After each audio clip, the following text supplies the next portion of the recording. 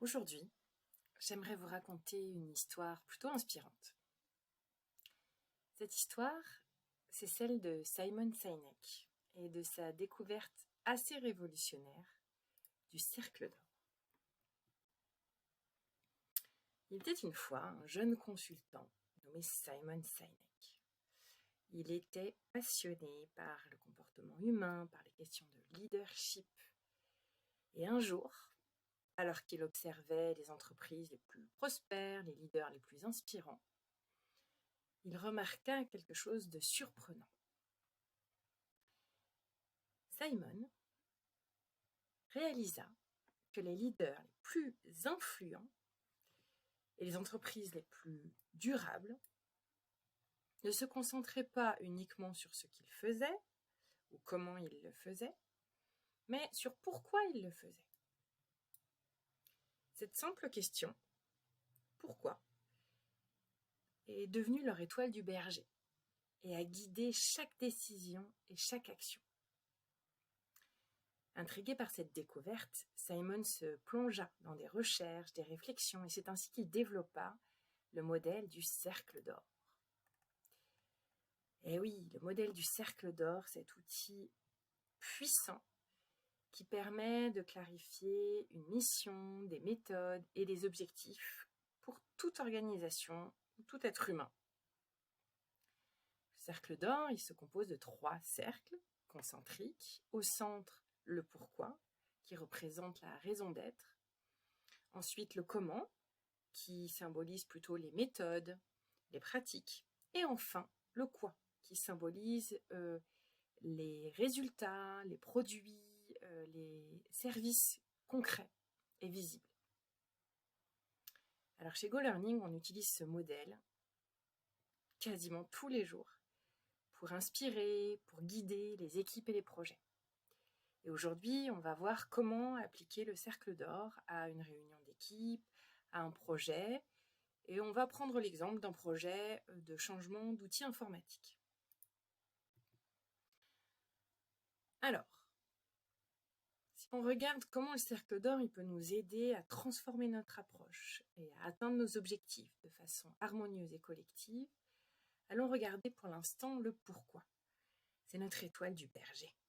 C'est la motivation profonde qui guide nos décisions.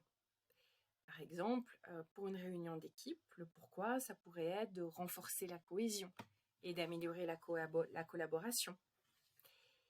Pour un projet, en particulier de changement d'outils informatiques, ça pourrait être vraiment d'améliorer l'efficacité, de faciliter le travail au quotidien de chacun, peut-être même de rendre un service encore plus adapté aux bénéficiaires ou aux clients.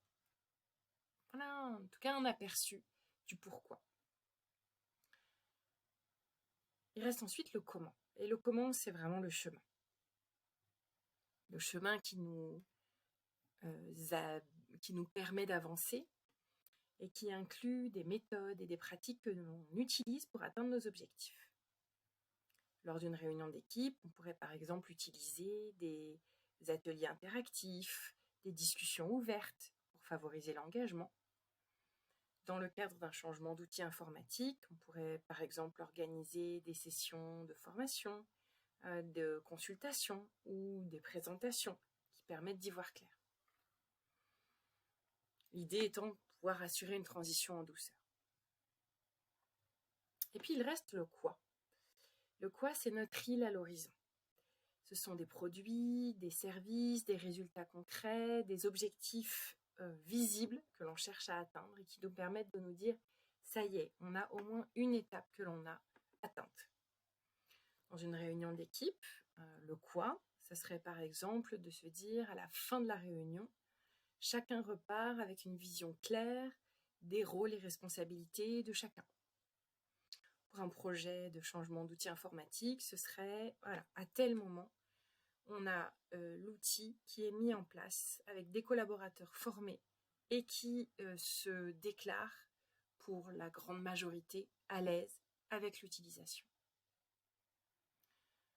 En utilisant le modèle du cercle d'or, on peut vraiment clarifier la vision, tracer notre chemin et garder le cap sur nos objectifs.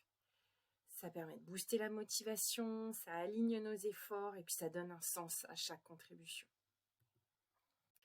Donc, en résumé, voilà, si on a ces 3 ingrédients-là, de clarifier la vision, de tracer le chemin et de garder le cap, il y a des bonnes chances pour que l'on puisse contribuer à créer un avenir plus participatif et plus harmonieux.